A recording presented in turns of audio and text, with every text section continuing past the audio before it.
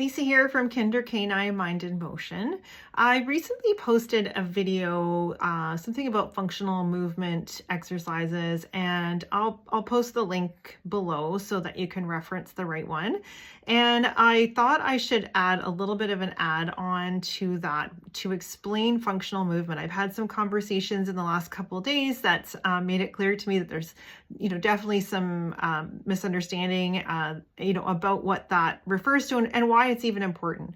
So the short version of that is that functional movements are the ones that we humans and all animals do in a day to accomplish the things that we need to. So for humans, that might be stretching or like lifting your arm in a certain way, bending over, right? These are the things that we need to do in a day to achieve just the activities of daily living, right?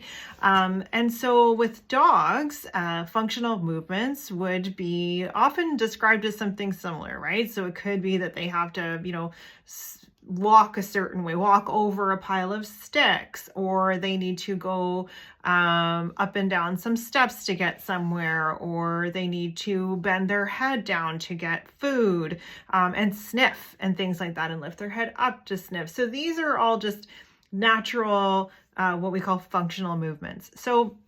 And hopefully I described that okay. It's a little bit tough to kind of do it off the cuff, so hopefully I gave some good examples.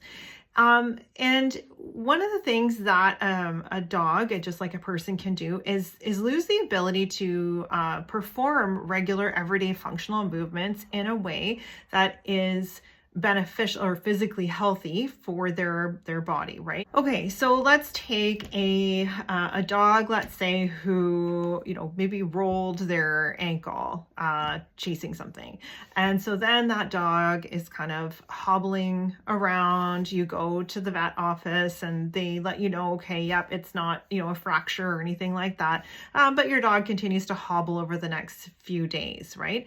When they're hobbling like that, they are going to compensate with a different part of their body to make up for the fact that maybe their rear paw, so let's say their right pelvic limb is not weight bearing. It's not able to hold the weight of the body, and so they put some added strain on a different part of the body.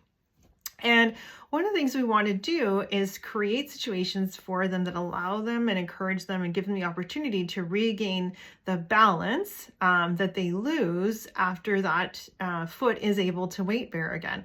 Okay, so how can you help your dogs with this? So one of the things that I would encourage you to do is have a look at that video. What you'll see there is that I have created a situation that allows the dog to move around and over these little flat plastic poles on the grass. So I would recommend for any, if you're doing this with your dog to start with, you should give them lots of room with it. So you're not forcing them to navigate what might seem simple to you, but might be a little complex for them to navigate over these poles on the ground like that. But you could encourage them by either, you could sprinkle a little bit of kibble. It kind of depends on how food motivated your dog is. You don't want them getting too over aroused in that situation, but one of the things I did in that video was we have a sniff spot here. And so I had some fur that was little floofs of fur left from a couple of lovely Maremas who were visiting. And I took the bits of fur because those are a different smell for my dogs.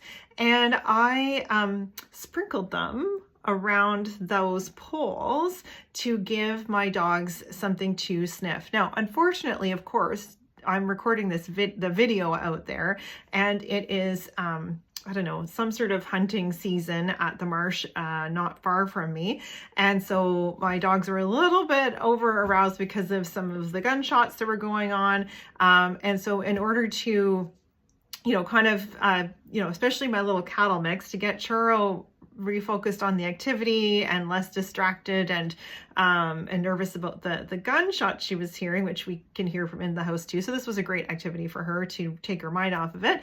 I did put a few bits of kibble on the grass just to kind of get her started and get her going. And you'll see little Mr. Darcy the Havanese in there as well. So these poles were set up on the ground.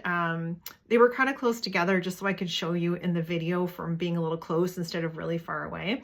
But you could spread them out further when you're first doing this. Again, so your dog has lots of choices.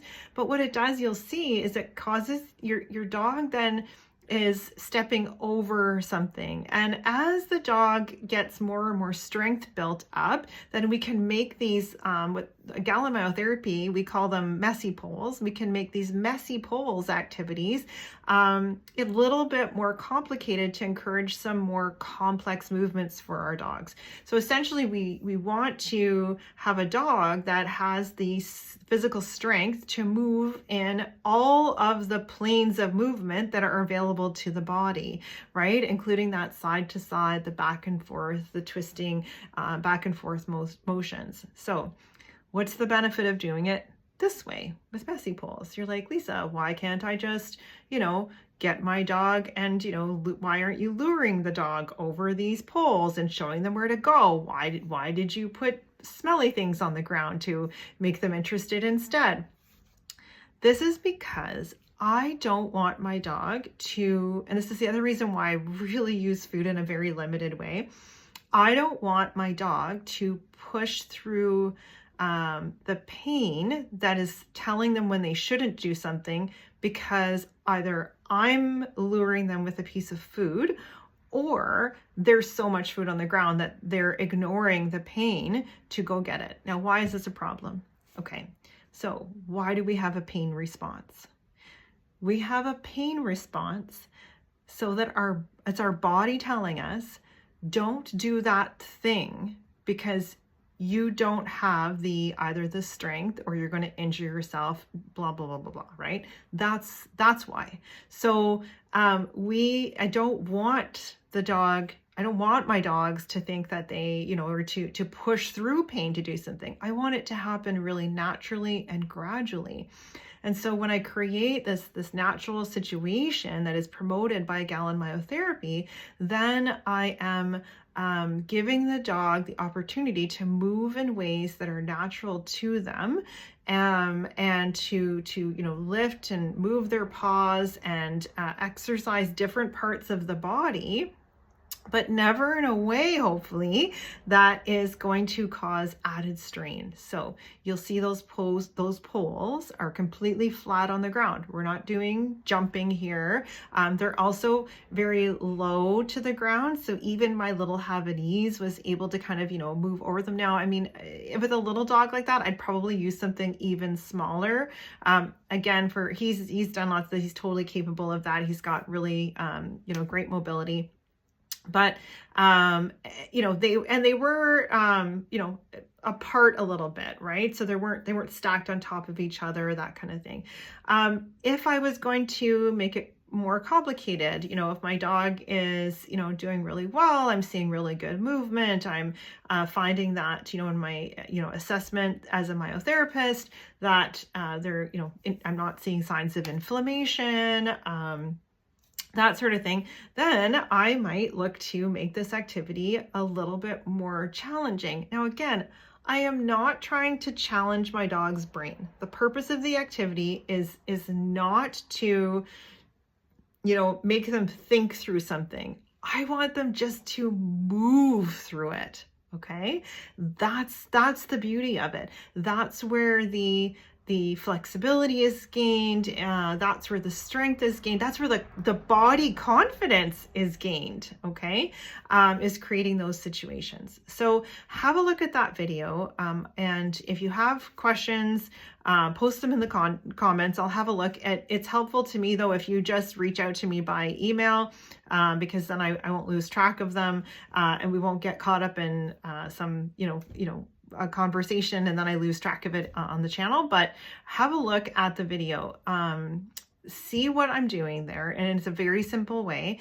And if you are interested in learning more and working with a Gallon myotherapist, because again, we work with the dogs, not on the dogs, then reach out to us. You can just Google Gallon myotherapy, Galen, and myotherapy, and I'm in Canada, but they're all over the world. We're all over the world. You'll find a therapist near you that you can work with. And yeah, I hope that you kind of keep that in mind when you're working with your dogs in the future.